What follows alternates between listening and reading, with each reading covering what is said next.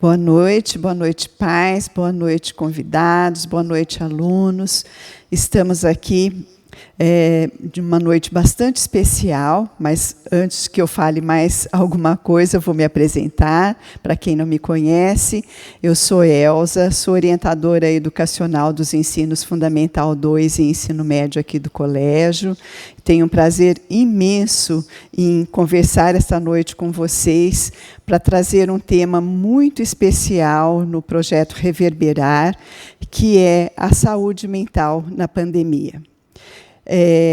A saúde mental é importante em todos os momentos das nossas vidas, mas depois que começou a pandemia, ela ficou sendo importantíssima, porque cuidar da saúde mental é algo que nós devemos fazer todos os dias. Entretanto, muitos de nós não sabemos como fazer isto. Então, falar sobre tristeza, angústia, depressão, todos os sentimentos que levam as pessoas a pensarem um pouco mais no seu bem-estar emocional é extremamente importante. Então, esta noite, nós trouxemos para vocês este tema, assuntos que eu tenho certeza serão assim, muito bem-vindos para o momento que nós estamos vivenciando. Praticamente neste semestre, nós cuidamos muito em ouvir os nossos alunos, ouvir as famílias. Bem por isso, nós achamos bastante pertinente trazer este tema aqui, neste mês de setembro, que também é um mês bastante importante quando se trata destes assuntos. Mas para falar com vocês sobre estes assuntos, nós vamos apresentar para vocês um profissional de altíssimo gabarito, de uma competência enorme, que é o Dr. Sérgio Baldassin. O Dr. Sérgio, ele é médico, é psiquiatra na Faculdade de Medicina do ABC. Ele tem um trabalho importantíssimo em todo este conjunto que eu disse para vocês. Então, doutor Sérgio, muito bem-vindo ao projeto Reverberar. Tenho certeza que todos que nos ouvem aproveitarão muito as suas palavras, que são palavras que eu disse, porque, claro, o senhor já veio fazer um trabalho aqui com os nossos alunos, e eu disse ao senhor, e vou dizer agora aos pais, é um assunto tão delicado, mas que a sua palavra chega tocando o coração. Então, que sejamos todos tocados essa noite. Bem-vindo, doutor. Obrigado, professora Elza. Obrigado ao Colégio Rio Branco. Eu vou começar, então, minha apresentação. Então, meu nome você já falou. Eu participo de algumas instituições falando sobre saúde mental, na área de estudantes, na própria saúde do médico. Não tenho conflitos de interesse, financiamentos ou pagamentos de nenhum tipo. Um mês importante para nós, que é o Setembro Amarelo. Falamos aí saúde mental, especialmente suicídio. E esse ano fomos atropelados aí pelo o vírus, o SARS-CoV-2, que a gente conhece aí como Covid, né? Então, vamos começar. A atividade, ela conta com uma enquete eletrônica que vocês podem acessar direto nesse endereço aqui na tela, tanto pelo QR Code como digitando. Não precisa ficar. Nós vamos um usuário anônimo, mas já fazer algumas lições e algumas abordagens que envolvem o mundo. Então, saúde mental é algo bastante discutido. Divide em saúde física, mas isso é um artifício para ensinar alunos ou trabalho entre jornais. A primeira pergunta para vocês é o que, na sua opinião, em uma palavra, define saúde mental? Já tem um aí provando. Podem digitar suas opiniões.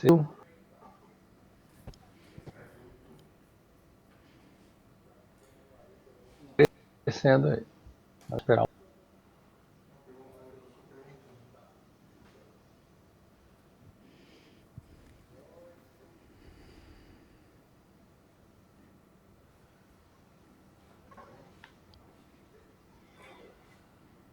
Mas ninguém no mundo aí não mexeu muito. Então vamos em frente.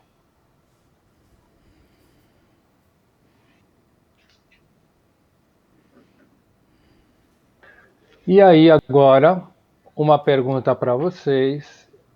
De 1 a 10, qual a nota que você dá para a sua saúde mental nas últimas 2 semanas? Alguém já deu aqui nota 3, nota 1, 2, mais eixo inferior do superior. Tá? Aqui, em frente.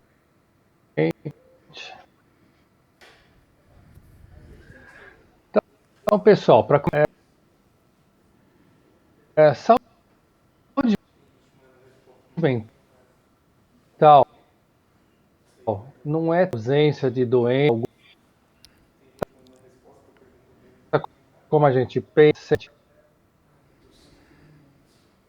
a se relacionar, e são problemas de nível quando a gente fala disso, né? Se eu, por exemplo, falar de um diabético que é ativo fisicamente, ele tem um risco de saúde igualado ao de uma pessoa que não tem diabetes. Então, cuidar disso faz parte do nosso dia a dia. Lógico que existem diferentes maneiras de abordar essas situações de acordo com as gerações, né? Alguns podem se identificar mais com uma ou com outra, mas em geral predominam alguns traços que a gente, como administrador, como gestor, como professor, como médico, como pai, a gente tem que entender e respeitar essas diferenças aí. Não é incomum a gente ler textos gregos aí que dizem que alunos eram isso, alunos eram aquilo, no meu tempo isso, no meu tempo aquilo. Isso é comum ao longo da humanidade encontrar essas diferenças. Vamos lá. Se eu pegar esse quadro aqui, alguns talvez nunca viram, ele é um quadro de doenças do Brasil, é o mais recente, que a Organização Mundial de Saúde faz, onde ela mede o quanto uma doença mata ou incapacita. Vocês vejam que aqui no topo da lista, você tem as doenças cardiovasculares e o diabetes. Em verdinho, elas matam muito, incapacitam um pouco. E em seguida estão as doenças neuropsiquiátricas, e aqui estão as doenças mentais, que elas não matam, mas incapacitam muito. Mas, como não mata, existe uma tendência da gente desprezar esse tipo de transtorno. Então, por exemplo, o transtorno que a gente conhece como vitiligo, né? Aquelas manchinhas brancas no corpo, não é algo que atrapalha tanto a saúde das pessoas como um câncer. Mas já foi pior esse conceito. Hoje nós temos top models que têm vitiligo e são reconhecidas e respeitadas, ajudando a diminuir esse estigma. Esses transtornos mentais, quando a gente mergulha só nesse tema, o que a gente mais encontra no mundo são os quadros de depressão, de ansiedade, né? Isso é no mundo inteiro, em qualquer cultura.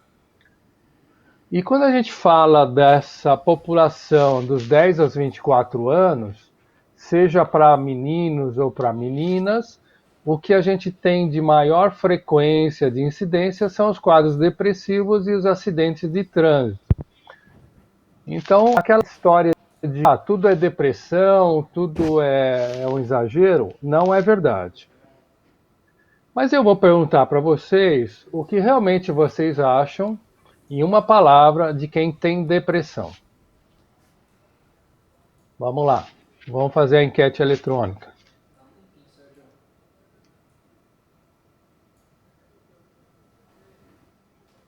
O que vocês acham? Lá na telinha, de quem tem depressão.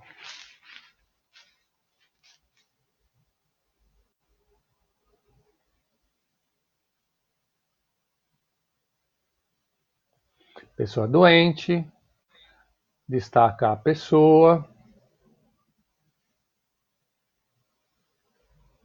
Não é raro eu perguntar numa plateia, e fiz isso com o pessoal aí, acho que o ano passado, ou em várias atividades que a gente faz, perguntar quem tem rinite. Dependendo de onde a gente está, na cidade ou uma área mais rural, você tem pelo menos 50% da classe falando que tem rinite. Mas ninguém te dá uma bronca quando você tem uma crise de rinite. Mas se você tem uma crise de depressão, existe um preconceito muito grande.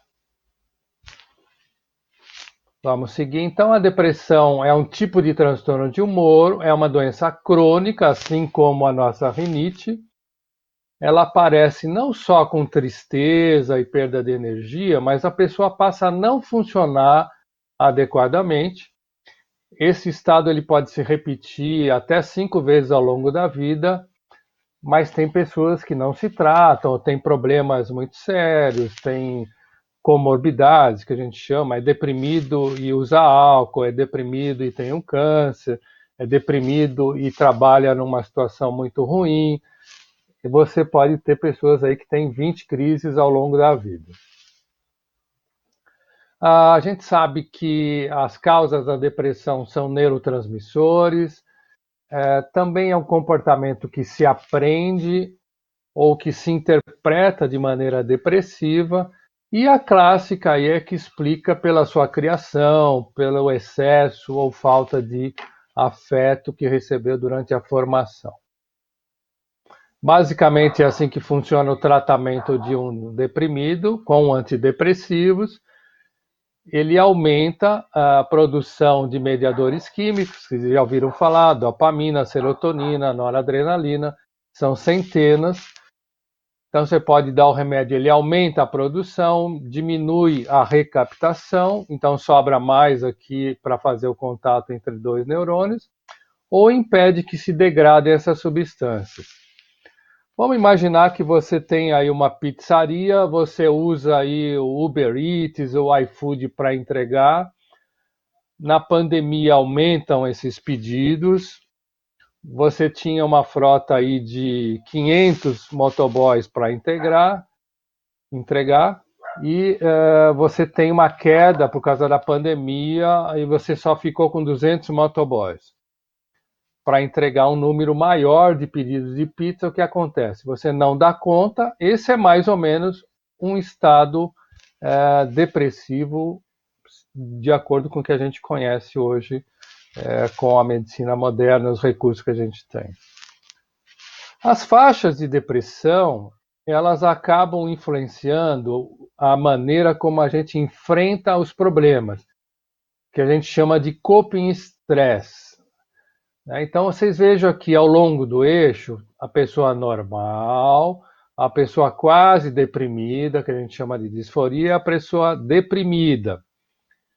Quando a gente pega, por exemplo, fantasiar, uma pessoa normal não usa muito esse tipo de recurso para enfrentar problema, Mas quando ela vai deprimindo, aqui em vermelhinho, você vê que ela usa muito fugir do problema, e isso afeta a maneira como ela vive a sua vida, ela faz escolhas. Não raramente a gente descreve pessoas que têm são muito sujeitas a acidentes, frequentemente são pessoas com algum quadro depressivo. E aqui está a resposta disso tudo, né? Na mulher tem algumas características muito próprias. As mulheres têm 2 vezes mais depressão. E estudos hoje de neuroimagem, de hipocampo, falam que a mulher ela tem um estilo mais ruminador e menos agressivo, e por isso ela sofreria mais de transtornos depressivos. O idoso é outro grupo de risco, né? Embora a expectativa de vida tenha aumentado, a decadência do organismo vai levando a uma série de queixas que envolvem a parte física, diminui uma série de produção de hormônios, de mediadores químicos, perde-se apoio social, os amigos vão se afastando, vão morrendo, então é outra situação. A depressão associada à dor também é muito importante. Quem está deprimido tem mais dor, e quem tem dor crônica tem mais chance de deprimir. Então, quem tem esse tipo de transtornos tem mais chance de ter sintomas ou até a doença depressão. Essa é uma figura da Frida Kahlo, que é uma artista mexicana. Ela estudou medicina, num determinado momento ela é atropelada, ela tem uma série de cirurgias, tem implantes de pinos metálicos, tem muita dor, e a gente usa para representar esse tipo de alteração. Depressão, então, é só ficar triste no final do dia porque o seu time perdeu. A gente precisa de uma série de sintomas que a gente considera principais e outros secundários, né? E embora, por exemplo, pensar em suicídio seja muito importante, não faz o diagnóstico exatamente de depressão. Você pode ter suicídio por ansiedade ou por impulsividade, etc. Tá? Mas mais ou menos 2 sintomas de um principal e 2 secundários, você tem um quadro leve de depressão que pode afetar a sua vida. Vou fazer mais uma pergunta agora, falar um pouquinho de ansiedade. Que palavra você definiria usaria para definir ansiedade? Vamos lá. Aguardar a enquete eletrônica.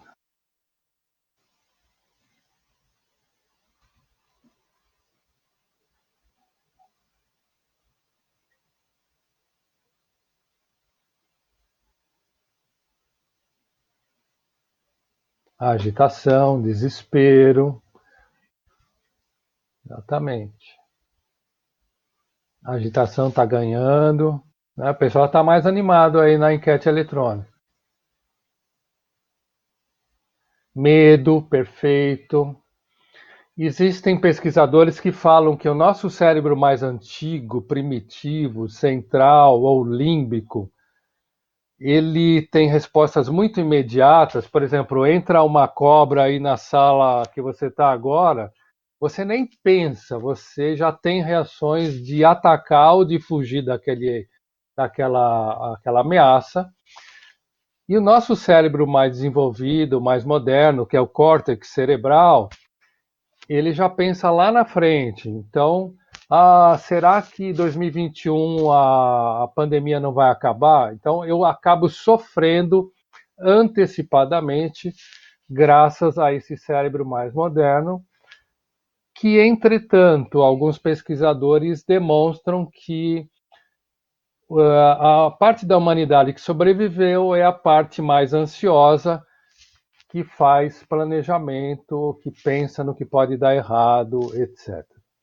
Vamos seguir, então. Então, toda essa definição de ansiedade, que é um estado desprazeroso, é um estado de desconforto, ela é muito ruim, tanto para o médico como para o paciente aceitar, acaba achando que é bobagem, tem o preconceito que dá 2 vezes mais em mulheres, e você acaba perdendo uma grande chance de tratar algo que é muito importante para atrapalhar tratamento, para impedir bom resultado de qualquer doença que exista aí no mundo, né? Basicamente, a gente chama tudo isso aí de estresse, né? E a gente vai, dentro da gente, criando um sistema de agitação, de inquietação, de medo, e faz com que a gente deforme a escolha de estratégias para lidar com problemas. Esse é um trabalho grande que foi feito com 1.000 estudantes de medicina, perguntando para eles o que eles fazem quando eles estão com algum tipo de problema. Em amarelinho são os alunos mais saudáveis. Eles resolvem decidir um plano de ação, eles buscam ajuda. E quem não está legal, com uma depressão, com uma ansiedade, usa esses aqui em vermelhinho, que é fantasiar. Por exemplo, gostaria de poder mudar o que tinha acontecido, sonhava acordado, desejei que aquela situação acabasse, ou buscar algum tipo de alívio, tanto usando calmante como buscando ajuda profissional. E aqui a gente tem uma porta de entrada boa. Quem escuta, quem está disposto, seja na escola, seja na família, tem uma chance maior de ajudar essas pessoas. E outro mecanismo não muito saudável é fugir do problema, é procurar fugir das pessoas, descontar em alguém, ou pensar em mudar de escola, por exemplo. O que todo mundo esquece, inclusive os profissionais de saúde, é que essas reações ansiosas, elas dependem muito do sistema nervoso simpático, que você não tem controle, não depende da sua vontade, mas existe uma grande carga de preconceito em cima do diagnóstico, da consideração saudável do que é a ansiedade. Outra coisa que faz a gente desacreditar é que os sintomas ansiosos são múltiplos. Então, alguém que se queixa de um choque no cotovelo, de uma falta de ar onde ele não tem nenhuma alteração pulmonar, de uma sensação ruim em alguma parte do corpo, tudo isso acaba atrapalhando muito tanto o paciente como o médico que está tratando de levar a sério esse tipo de queixa, né? O médico, o profissional de saúde, o enfermeiro, o físico, frequentemente, quando ele escuta algum tipo de queixa, ele despreza isso aí e acaba comendo bola, né? Como a gente fala. Mas os sintomas ansiosos também, eles afetam muito a maneira como a gente pensa negativamente. Então, o Reino Unido, que é um dos 60 países que tem estatísticas confiáveis, eles sabem que 1 em cada 6 londrinos, especialmente, né, estão falando de londrinos nesse estudo, tem um diagnóstico de ansiedade, e isso os faz pensar 6 vezes mais em suicídio do que pessoas que não têm diagnóstico de ansiedade. Quando a gente fala de estudantes de medicina que são treinados para serem ansiosos, 1 em cada 3. Então, 1 em cada 6, 1 em cada 3. Vejo que a ansiedade é algo importante aí, tanto para desencadear doenças, como também fazer pensar negativamente. Outra coisa interessante, o que é uma ansiedade normal? Eu gosto de deixar meus alunos com medo porque eles aprendem mais. Sim, causar um pouco de ansiedade é algo que faz parte do dia a dia para treinar um atleta, para fazer um aluno prestar atenção. A questão é quando que ela se torna negativa. Quando eu tenho um grau tão grande de ansiedade que acaba atrapalhando a minha atuação no dia a dia para lidar com problemas novos, então gera o que a gente chama de disfunção. Então, eu chegar para vocês e falar assim, pessoal, faz um resumo do que eu falei até agora. Se eu medir a pressão arterial de vocês, ela sobe um pontinho e vocês vão lá e produzem alguma coisa, prestam mais atenção, param de se distrair com outras coisas. Mas se eu faço isso muito, eu posso gerar um pavor, um medo, e aí a gente chega perto do assédio, etc. A grande questão, quando a gente trata de nossos filhos, dos nossos alunos, nossos atletas, é saber qual é o limite de cada um, né? Se eu chegar, então, agora, por exemplo, para o Neymar e falar assim, olha, se você não parar com isso, eu vou cortar seu salário esse mês. Será que isso vai gerar muita ansiedade nele? Provavelmente não. Né? E o que faz o ansioso? Ele pensa muito antes de acontecer, ele sempre acha que tudo vai dar errado e ele não acredita que vai dar certo. A gente tem estudos de neuroimagem mostrando que pessoas mais ansiosas, quando a gente mostra alguma coisa negativa, o cérebro dela ativa mais em mais áreas do que quando eu mostro uma coisa Doutor. positiva.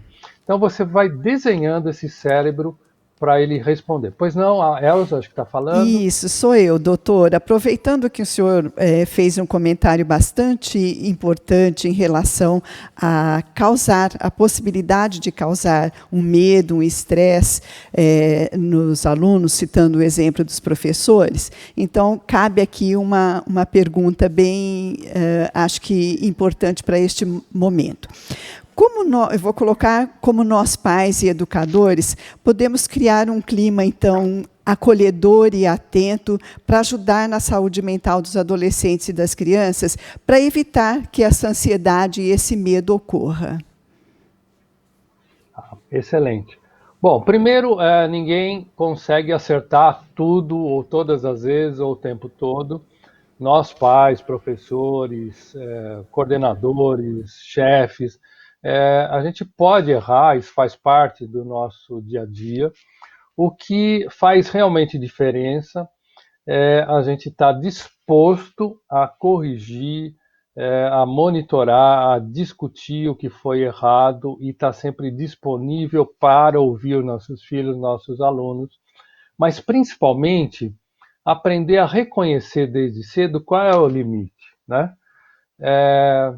A gente sabe, quem já criou filhos ou está criando, os meninos ou os alunos ou as classes são muito diferentes, né?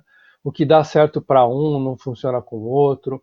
Eu posso brigar intensamente com um filho, com um aluno, com um colega, e ele não está nem aí, e com o outro ele é mais sensível ou sensitivo até um grau máximo aí de sensibilidade. Então, saber reconhecer isso, e isso não é difícil, porque é tentativa e erro, né? Quando você vê algumas situações acontecendo, você procura não cometer aquilo de novo. Mas é assim no dia a dia. O pai que monitora, e não que controla, que obriga, que fecha as portas, quem monitora tem sempre um excelente resultado. A gente tem, por exemplo, uso de substâncias. O pai que monitora o filho, ele cria 10 vezes menos chance de dessa pessoa usar algum tipo de substância. Não é controlar, isso é muito difícil também, o tempo todo, mas é monitorar. Então, a gente tem que aprender desde cedo a reconhecer quem que a gente pode botar lá no spot e outros que a gente não consegue fazer isso. Tá? Ok, Continuando perfeito. da mesma forma que a gente falou antes de depressão, para ansiedade também, vale. Quando a gente tem uma ansiedade baixa e parte para uma ansiedade alta, veja que fantasiar, fugir do problema, usar algum tipo de substância, acaba sendo mais frequente do que não, numa pessoa que está legal. Eu costumo brincar que quem está com as contas em dia ou namorou nas últimas 24 horas não briga no trânsito. Isso aí não tem a mínima importância para ele. Ele está de boa, ele está de bem com a vida. Né? É isso que a gente pode com certeza afirmar. E vamos lá mergulhar um pouquinho mais nos estudantes. O que a gente sabe? Estudantes ou adolescentes, gente nessa idade, tem mais sintomas de depressão, mais de ansiedade, e se cobram bastante em excesso. Se não cobra, a gente está lá para cobrar. Tem sim mais ideia de suicídio, receio buscar ajuda, e tem um coping, né, uma maneira em geral de lidar com o problema que não é muito saudável nem é madura. Então a gente está aqui para falar, ensinar sobre isso. Né? Lembrando, então, tanto na depressão como na ansiedade, a gente tem uma modificação dessa maneira de lidar com os problemas. E quando a gente fala de educação, a gente tem aqui o que a gente chama de pirâmide de Miller, a gente vai aumentar dos alunos até a formação profissional, que ele tem que decorar, ele tem que conhecer alguns conceitos, depois ele tem que mostrar como fazer, até finalmente ele saber. Isso tudo foi atrapalhado muito na pandemia, a gente está tentando encontrar chaves de como corrigir tudo isso, né? Então, antes, os alunos tinham assim, medo de perder conteúdo, a instituição não está cuidando de mim, isso é para todas, eu não estou falando do Rio Branco, a gente vê que está acontecendo, a gente conversa com pessoas de outros países, isso está acontecendo, assim, aí os pais de, de renda, isso é professor, escola, mas tem o aluno que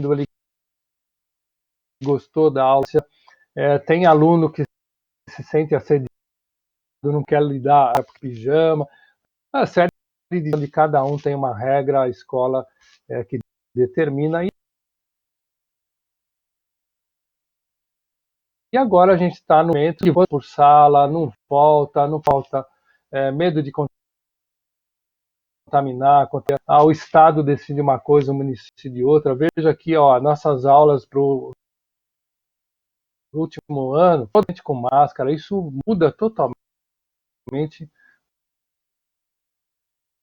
nosso relacionamento. Já tem estudos avançados mostrando que a pandemia aumentou a ansiedade, mas que ter uma família com alguma renda mais estável, ter pessoas que cuidam de você, ou ter pessoas que estão em risco, que se contaminaram, está afetando muito, mas principalmente recomendador de proteção é uma atividade equilibrada entre escolas, pais, governo, tem ajudado a enfrentar.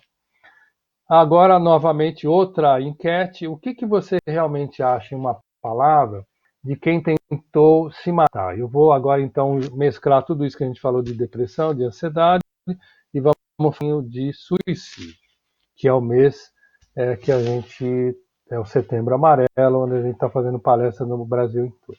O que você realmente acha de quem tentou ou pensa em se matar? Vamos ver o que a turma acha aí.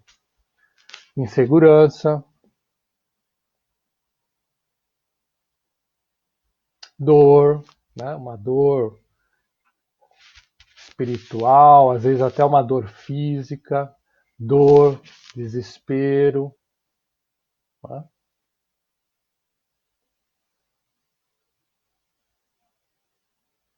Desespero, insegurança, angústia. São várias maneiras de definir alguns quadros que a gente já conhece muito bem ao longo do tempo, né?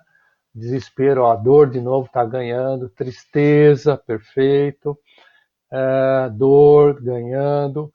A tendência hoje é acreditar que no Oriente nós temos assim uma decisão muito rápida, uma impulsividade para o suicídio, e no mundo ocidental nós temos em geral 2 meses de preparo, de pensamento para tentar o suicídio. Então nós temos aqui uma janela de oportunidade para trabalhar isso.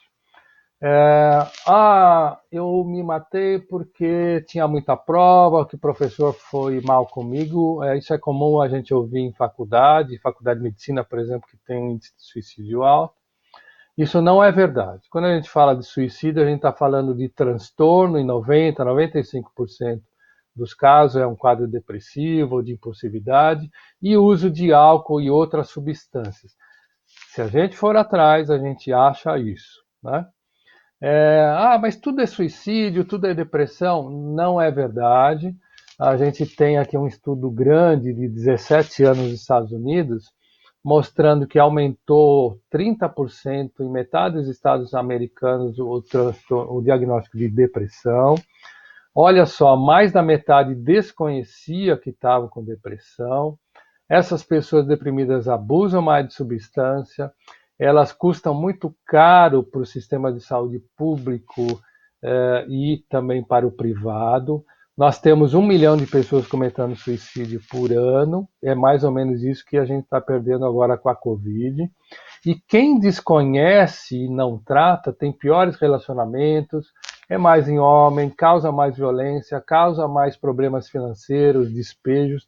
Olha como isso é interessante, porque tem tratamento, né?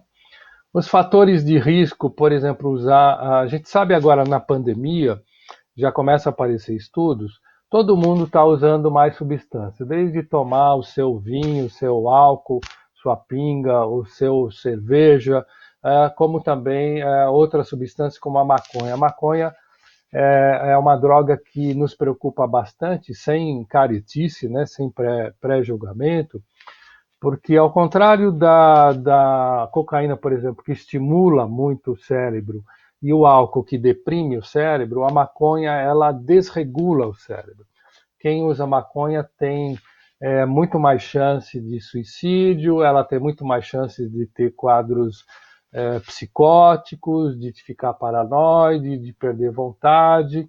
É uma droga universitária, é uma droga muito barata no Brasil, mas ainda no mundo todo ainda é considerada ilegal, né? E custa muito caro se você libera sem ter algum preparo para isso. Vocês vejam aí, o nosso SUS muitas vezes não deu conta nem de saúde materna e infantil, imagina se tiver dependência. Tem fatores de risco, né? Conhecer uma pessoa que se matou famosa, agora a gente está voltando aí alguns programas do Anthony Bourdain, que era uma pessoa que viajava o mundo, ganhava dinheiro para fazer coisas bacanas, acaba se suicidando porque era um depressivo. Um muito famoso foi o 13 Reasons Why, que é um seriado que a personagem se mata no final. Há 3 anos teve todo um processo na mídia de divulgar. As pessoas fizeram um estudo muito sério, viram que realmente aumentou o suicídio de meninos, de meninas, mas aumentou por enforcamento, isso é americano, o que não é o caso da nossa personagem, né? E olha só, um estudo depois disso mostrou que naquela época os pais ficaram desesperados, muita gente veio conversar com a gente. Por outro lado, mesmo pesquisador, esse é um professor do Rio Grande do Sul, o irmão inclusive é jornalista, ele era jornalista, o irmão trabalha é o Felipe Killing, que trabalha na Band News, por exemplo, ou trabalha na ESPN. Ele mostra que quem assistiu o seriado lá, o 13 Razões Por Quê, também diminuíram 60% o pensamento de suicídio e, olha que legal, diminuíram quase mais de 90% a prática de bullying. Então, falar sobre o assunto como nós estamos falando hoje, como o Rio Branco está estimulando e proporcionando, é algo muito importante, né? Ouvir a pessoa. E mais uma pergunta. Na sua opinião, qual é uma palavra que é chave para você ter uma boa saúde mental? Vamos ver o que a turma pensa. Qual que é o segredo para ter uma boa? Equilíbrio,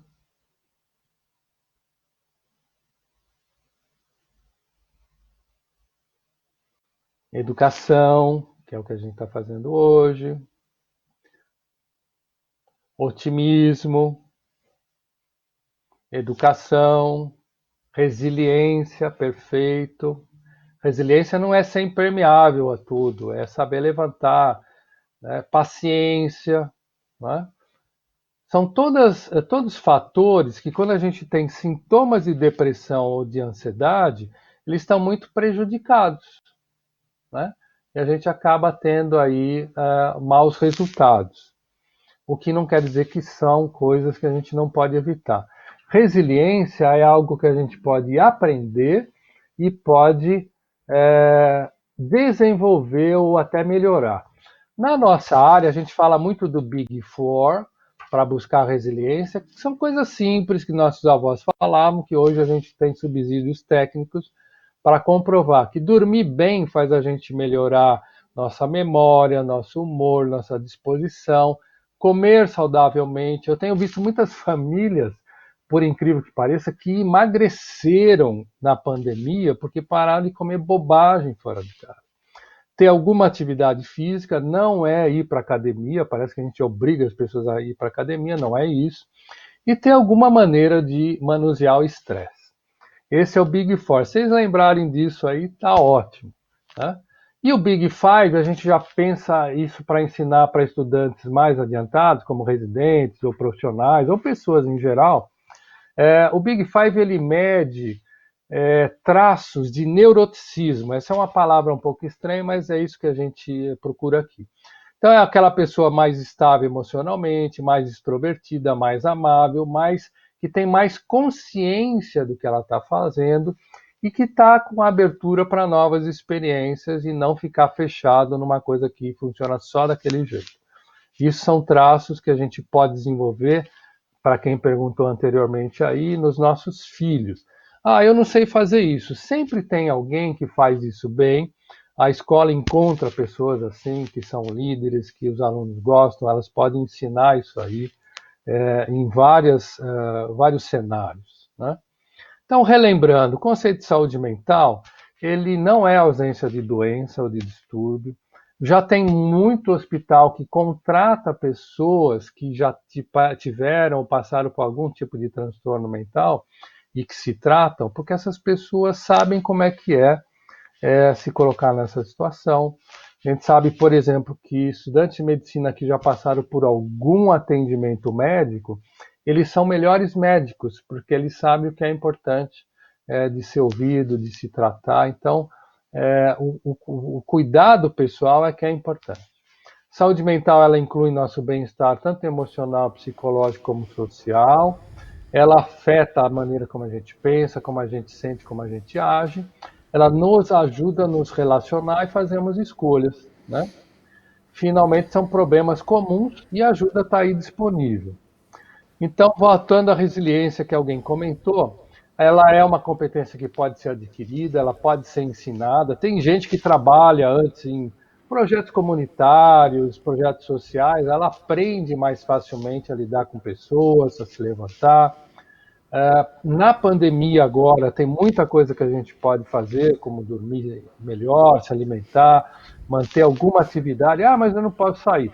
Tira as mesas, vai. Tem gente fazendo campeonato de maratona dentro de casa, né?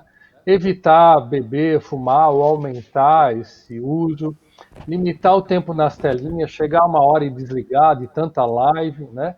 E relaxar antes que você caia aí, fazer o break antes que você tenha o breakdown, né? Já tem estudos mostrando também que os estudantes, eles sabem que tem coisas positivas, tem coisas negativas que a pandemia ensinou. A gente descobriu, né, nas instituições, nas empresas, novos talentos, a gente reciclando ideias, enxugando o nosso currículo, encontrando pessoas interessantes, mudando a nossa maneira de trocar experiência, ouvir mais os alunos, ouvir mais os professores, fazer um planejamento melhor. Essa é uma enquete simples que a gente fez, né, entre os estudantes. Vejam que coisas interessantes aqui. Eles viram que tem mais organização, tem mais empatia do professor, então isso melhorou. Tem mais tempo para dormir, a gente está vendo estudante um pouco mais relaxado, mais atento. E, finalmente, eu pulei um aqui. Esse é um vídeo que a gente passa em setembro. Eu vou pedir para vocês assistirem aí, que é bem interessante. Foi feito por um pessoal de Minas Gerais.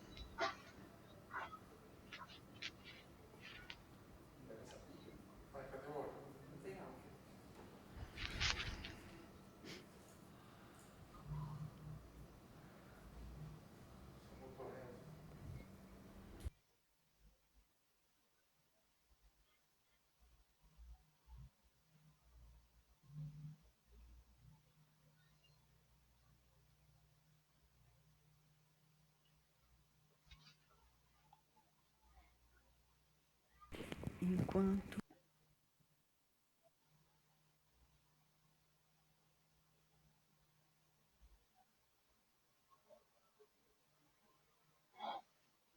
doutor, Oi.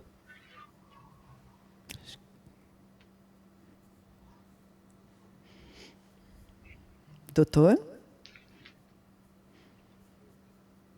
Opa, parece que não passou o vídeo, então, pessoal, depois eu peço aí para Doutor? o pessoal passar para todo mundo. Eu vou fechar a minha tela aqui, ok, Elza? Isso, doutor. Acho que enquanto a gente faz aqui uma correção, eu vou aproveitar. Eu estava aqui tentando falar com o senhor um minutinho antes, mas eu vou fazer uma observação e gostaria do seu complemento. Nós temos recebido, por parte dos alunos, dos pais, uma ansiedade muito grande, principalmente dos alunos, que são bons alunos, e eles querem ainda ser melhor, mas demonstram uma ansiedade com muita responsabilidade. E, pedagogicamente, nós fazemos todas as orientações. Então, nós queríamos ouvir uma palavra sua, emocionalmente. Como conter, como organizar e como orientar esses alunos para que não fiquem tão ansiosos, para que a angústia deste momento não seja tão viva dentro deles. Eu acredito na nossa experiência e tudo que a gente tem de recomendação técnica, não tem fórmula melhor do que usar os nossos ouvidos, né? Mostrar que a gente está prestando atenção. Às vezes a gente está na correria, é difícil, e, por exemplo, o professor recebe muito aluno, ele está indo de uma sala para outra.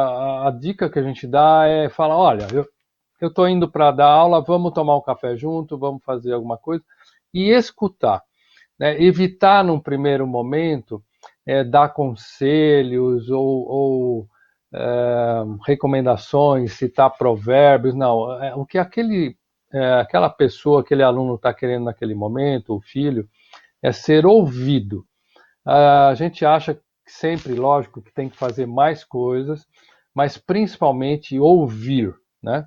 E se você acha que não dá conta, conversar sobre procurar realmente uma ajuda profissional.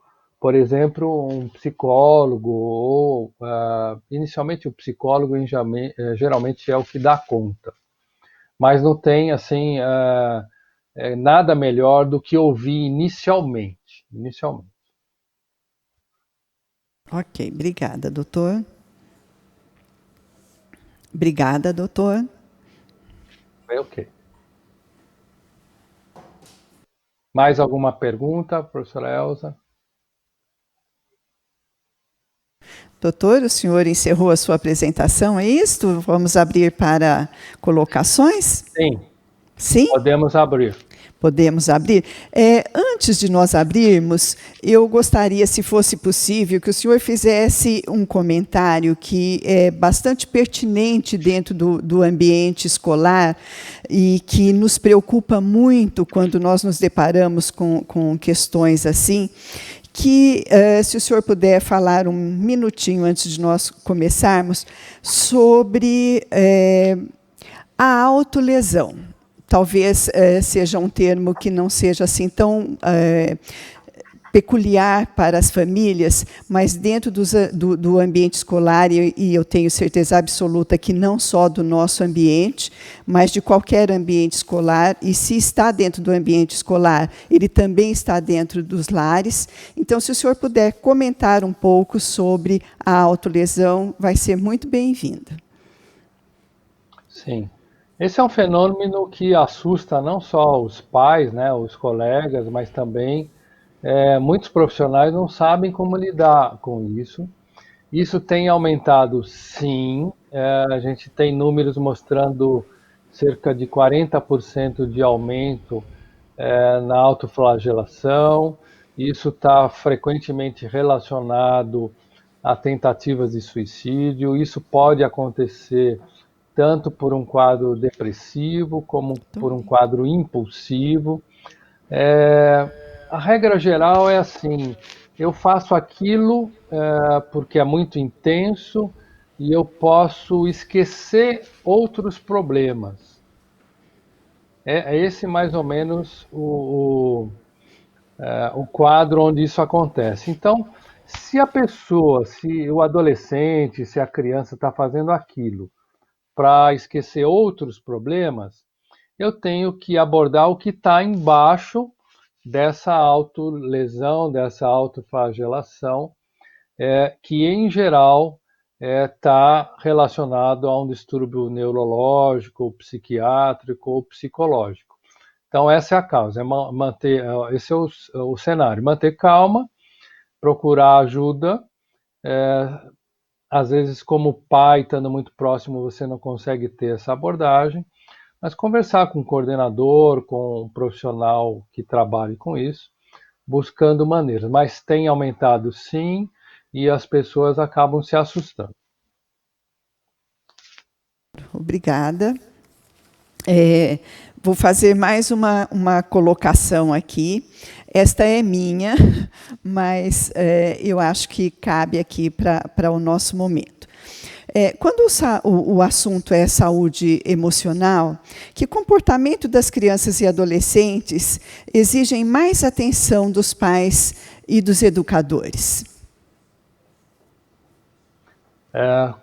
Comportamento, bom, isso tem muito a ver com duas regrinhas, né?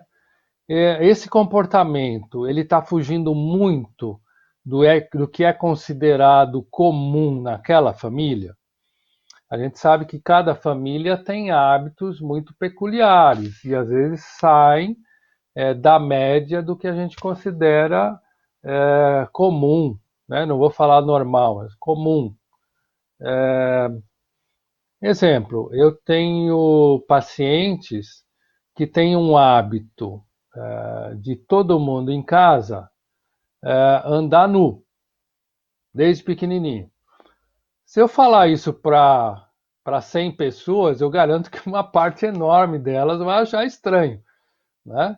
Mas vem de uma concepção de onde eram os pais, os avós, tem um comportamento naturalista. Então, dentro daquela situação, eu não posso dizer que é anormal. Agora, o outro fator que a gente deve considerar é o comportamento que está chamando a atenção. Ele ocorre em mais de 2 ou 3 ambientes. Então, por exemplo, é comum, meu filho é hiperativo. Tá, ele é hiperativo na escola, em casa, na academia, na van escolar, nas férias, ou não. Se ele acontece só num ambiente, eu não estou falando de um hiperativo. Eu vou falar de uma interação em determinados ambientes. Então, o foco é sempre esse. Foge muito da norma e ocorre em muitos ambientes. Aí eu posso começar a ver se realmente merece uma atenção maior. Ok. Muito obrigada, doutor. E para que a gente possa enfrentar todo esse momento que nós estamos vivenciando agora, que palavra o senhor pode dizer para todas as famílias que nos assistem, para que haja uma tranquilidade para que cheguemos até o final do ano com os nossos alunos mantendo a calma, a confiança em si, a harmonia interior. Que palavra o senhor pode dar para todos nós neste momento? Nós temos vários níveis aí de problemas, professora, né? Nós sabemos que existem famílias que, de repente, estão sem renda nenhuma. Me lembra muito a época do Plano Cruzado, por exemplo, onde os pais, de repente, tinham todo bloqueado e não sabiam como fazer. Então, diferentes problemas têm diferentes abordagens. Nós temos alunos, por exemplo, que estão terminando um curso lá e estão sem renda para pagar. É difícil você dar uma palavra que supere tudo isso. Agora, o que nós podemos falar? Os momentos, eles podem sim piorar né, a situação. Então, se puder não piorar, já é algo importante. Nós já temos aí 7 meses de afastamento social, as piores partes já passaram. Quem insiste ainda em achar que está tudo normal não está se dando bem, né? Ou é bloqueado aí fora nas ruas, nos bares ou nas praias, ou não consegue entender que a família toda está toda fechada e com muito estresse, com muito problema. Tem disputa hoje de sala de computador para fazer home office, para assistir aula. Tem aluno que chega e fala, professor, está todo mundo fazendo home office em casa, eu só posso assistir aula no banheiro e o Wi-Fi lá não é bom. Então, é tanta coisa nova que a gente não estava preparado. Então, o importante realmente é não piorar tudo isso, né? É conversar, trocar ideia, fazer algumas combinações. Alguns slides que eu passei aí, por exemplo, conversar mais, desligar das telinhas, muito cuidado com as palavras. As palavras agora têm peso muito grande, né? Quando a gente lida com pessoas, com alunos. Então, não tem outro jeito senão não piorar as coisas. Tem famílias que são mais saudáveis, tem alguma atividade física, já tem algumas academias abertas. Então, você ter lugares, ter filtros e válvulas, isso é muito importante, mas quando você não tem nada disso, você tem que procurar não piorar, né? Usar a sua resiliência e aguardar um momento melhor e conversar e ter novas ideias. Aquela história de tem gente que chora e tem gente que acaba fabricando lenço para ganhar com essa oportunidade. Na área do ensino, por exemplo, nós ganhamos grandes recursos aí para chegar até nossos alunos, coisas que na Europa, nos Estados Unidos já se falava eles chamam de Distributed Electronic Learning, um ensino eletrônico distribuído em vários canais. Isso era feito para comunidades mais pobres, mais carentes. Hoje a gente pode usar nas universidades, os alunos podem assistir aulas várias vezes, alunos que eram tímidos estão participando mais. Então tem muita coisa positiva acontecendo também. Perfeito, doutor. Eu acho que assim esses mecanismos de melhora que nós obtivemos nesse período foi um ganho importantíssimo na área da educação. Como o senhor comentou, são diferenciais. Mas para aquilo que nós entendemos, e o senhor também de uma forma tão especial trouxe ao longo da sua fala, o personagem mais importante, então, de tudo isto são as próprias pessoas, né? Os pais, os educadores, a equipe toda de uma escola, fazer essa escuta carinhosa, uma escuta profunda de sentimentos, faz toda a diferença, não é? E neste sentido, nós aqui do colégio fazemos isto não neste período de pandemia, mas desde sempre. É um cuidado muito especial que a escola tem com os alunos, com as famílias, que é saber ouvir, saber entender, saber acolher. E isso nos faz muito felizes.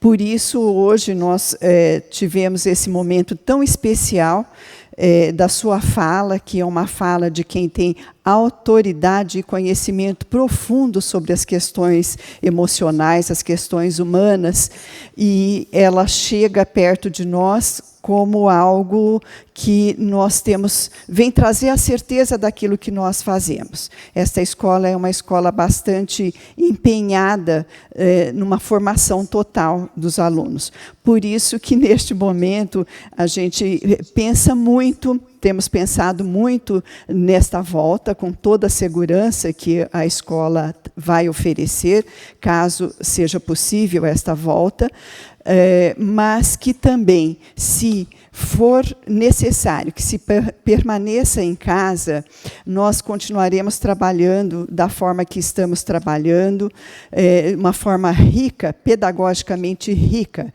mas também emocionalmente importante que a gente diga para todas as famílias que nos ouvem, que nós estamos cuidando muito de perto de todas as emoções, de todas as aflições, e vamos sempre tentar amenizar para que todos fiquem bem, porque somos todos fazemos parte de um grupo neste momento.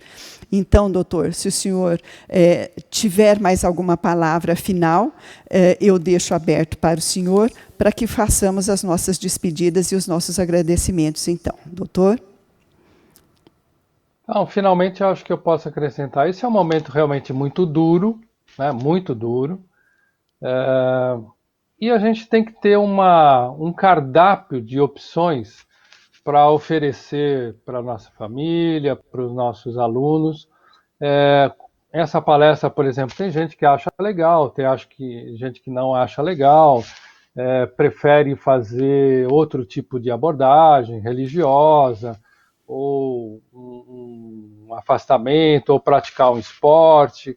Então, não deve haver pré-julgamento nenhum, a gente deve oferecer isso para todo mundo, mas saber que realmente é um momento difícil, a gente não consegue acertar todo o tempo, tem que ter aí uma resiliência grande e não piorar as coisas, senão a gente não aguenta.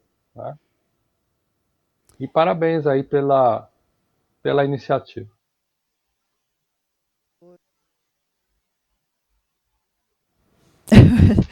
Pedindo para esperar um pouquinho. Okay. Ótimo.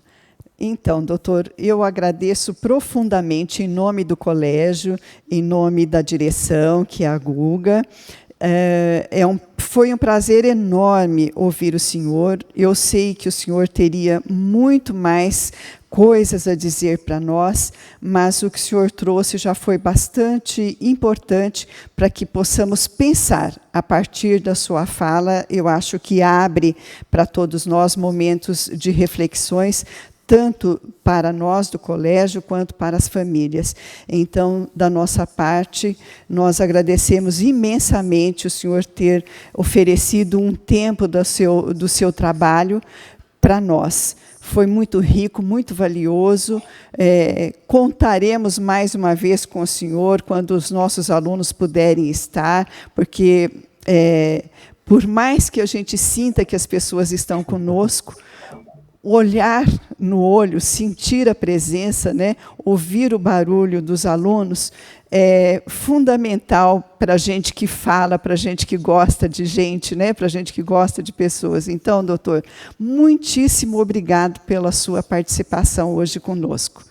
Nós agradecemos demais, agradecemos também as famílias que estiveram conosco, estaremos juntos, à distância, mas juntos, sempre para dizer para vocês, e eu vou aqui pegar um pedacinho da fala do doutor, nós procuramos acertar, mas nem sempre nós acertamos. Mas saibam que o que nós fazemos, fazemos com amor, com dedicação, com respeito a vocês, com respeito aos nossos alunos queridos, e sempre estaremos por perto. O projeto Reverberar é um espaço de fala, um espaço de escuta, e então nós vamos dizer para vocês, até breve, até o nosso próximo encontro. Por hoje era o que tínhamos a oferecer para vocês e oferecemos com muito carinho. Muito obrigada, boa noite, bom descanso e para os nossos alunos, Obrigado. Até amanhã de manhã. Obrigada, doutor. Obrigado, parabéns aí, Elza. Obrigada, César. obrigada. Rio Branco. Obrigada. Boa noite a todos. Boa noite.